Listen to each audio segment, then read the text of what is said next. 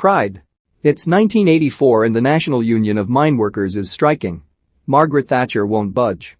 On June 30th, George MacKay, gets a camera from his parents for his birthday. He goes out and inadvertently becomes part of a gay pride march. Mike, Joseph Gilgun, asks Joe for help in carrying a banner, but Joe would prefer to not be too visible. Mark, Ben Schnetzer, passes out buckets to the people marching so everyone can start collecting donations for the out-of-work striking miners. Joe ducks out of the parade and watches from the sidelines. A woman comes up and tells him that she finds the gays to be disgusting. Joe changes his mind and joins the group again. After the march, at a party at a London gay bookstore, Mark forms lesbians and gays supporting miners. It'll be a grassroots effort because right now the police aren't bullying the gays because they're busy bullying the strikers. Mark knows it's only a matter of time until they're the target again. There isn't much of a difference between the miners and the gays. Bookstore owner, Andrew Scott, asks if he and his partner Jonathan, Dominic West, can join the group too. Jonathan is very jaded and not overly interested in joining the cause. Only one lesbian named Faye Marsay, joins.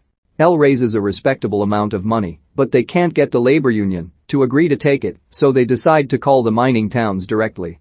The small Welsh town of Onlwyn answers and accepts. They send a rep, Paddy Considine, to collect. While in London, Di agrees to go to a gay nightclub to thank everyone. Di opens with a joke and wins over the crowd. He also tells them that they gave his people in Wales something more than money, they gave friendship. This wins over Jonathan. Other lesbians join the group too, but immediately start trying to convince Steph to leave and form a lesbian-only support group. Traditionally, when people would donate money to the mining towns would welcome the group to thank them. There's a debate whether or not the town wants to welcome the LGSM because they're not ready to open their doors to gays. Jessica Gunning, a volunteer, asks what the problem is. The LGSM raised more money than any other group. Back in London, the LGSM boards what Jonathan calls the deviant bus and heads to South Wales. Joe lies to his parents and tells them his college is sending him to study different pastry kitchens. Jeff stays behind to run the bookstore but is glad that Jonathan is on board and participating. In Onlwyn, people keep taking down signs welcoming the LGSM. The town matriarch Imelda Staunton, welcomes the group. Most of the town committee reluctantly welcomes the LGSM too, but Maureen, Lisa Palfrey, remains a holdout. Mark is invited to speak to the lodge, where the town people gather and tries to open with a joke just like Di did. It doesn't go over well. The next day Bill Nighy, gives the LGSM a tour of the area. Miners are getting arrested for picketing, and Jonathan educates the town on how that's illegal. He breaks down the law for everyone, and it's Sian who goes to the police station and gets all the protesting miners out of jail. That night it's another party at the lodge. Everyone mingles. The town people ask cutely innocent questions like when two guys live together as husband and wife, who does the housework? Maureen still doesn't want to participate because she says she's afraid of AIDS. Jonathan gets everyone to unite and have a great time through a big disco dance number. Seeing that the ladies love a man who can dance and have fun, a couple of the miners ask him for dance lessons. The LGSM heads back to London. When they drop off Joe, they give him a pastry so he can keep the lie going with his family. He tells his mom that the trip was the best experience of his life. She questions, making pastries? They watch television, and there's a PSA about AIDS, which his dad calls anally injected death sentence. It's winter. The strike has been going on for 42 weeks. The van that takes the miners to protest has broken down. Hefina calls Jonathan to thank him for his Christmas card, which is raunchy and silly. Spirits are down because Margaret Thatcher has decided to starve out the miners and shut off their gas, so the winter will be unbearable. The LGSM goes back to Wales to deliver more donations. Mark makes a speech and tells everyone that the LGSM let them down and he's going to do something huge. Cliff talks about how he lost his brother in the mines. Everyone sings a rally song and vows victory to the miners. Maureen's sons crash the gathering and are thrown out. Jeff is grateful to be in Wales, where he's originally from, and not have to hide who he is. It's been 16 years since he was last there because his mother couldn't accept him. Hefina urges him to go see her. Cliff invites Maureen to join the group, but as it looks like she might just come around, townfolk yell at her. They hate her as much as she hates the gays. Jeff visits his mum. Maureen calls the newspaper and gives them the story about the miners accepting help from perverts. Joe arrives him and finds out he's been suspended from college. The newspaper runs a story: perverts support the pits. The union votes to stop accepting help from the LGSM. Someone throws a brick and fireworks through Jeff's bookshop window. Mark decided to spin this bad publicity into something good. He throws the perverts and pits benefit ball, and it's a huge success. During the show, Joe's mom and sister discover his newspaper clipping and photographs archiving his life with the LGSM. The townfolk come to London for the P&P benefit concert. The miners that Jonathan taught how to dance pick up on some girls. Joe gets his first kiss from a boy. Tim, Russell Tovey, bumps into Mark and tells him he's on his farewell tour and to take care of himself because life is short. The ladies from Onlwyn end up going to a gay leather bar, and later, while staying with Jonathan and Jeff, find a dildo and some porno magazines. They're delighted.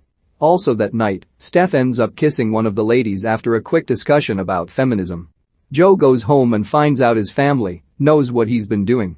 His mom tells him he's too young to know what he wants, and a gay lifestyle is a lonely lifestyle because if he lives it, he won't have his family.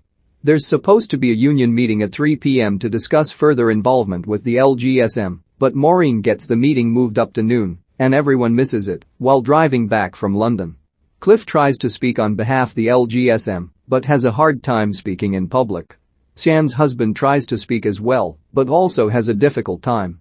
Afterwards, Maureen and Cliff argue, and we find out that she was married to his brother who died in the mines. He tells her this isn't what his brother would have wanted. Sian gives the union leaders the money the LGSM raised from their benefit show.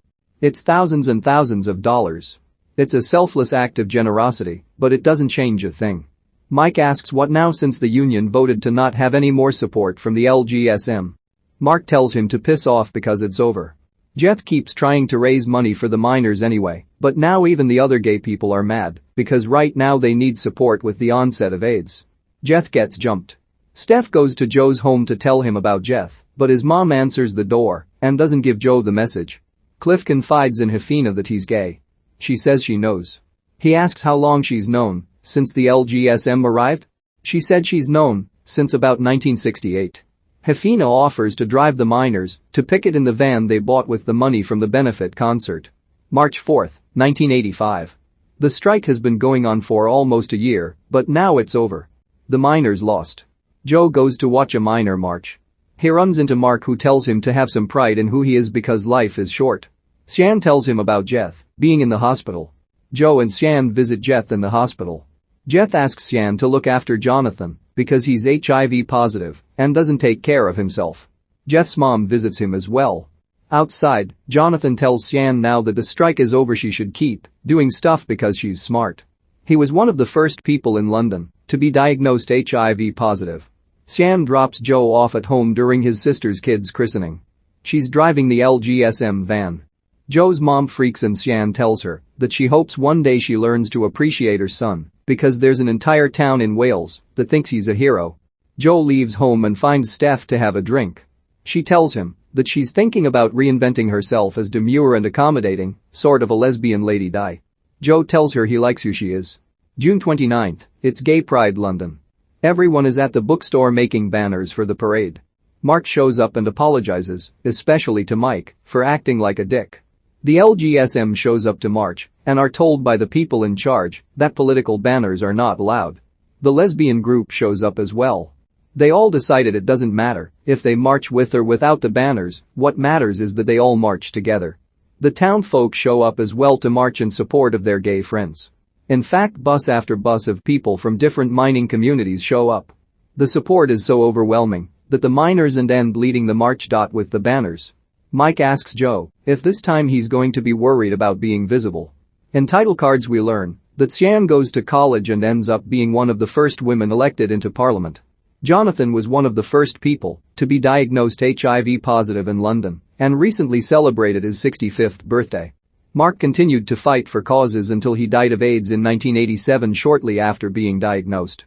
He was only 26 years old. The Labour Party passed an amendment to recognize gay rights within the union.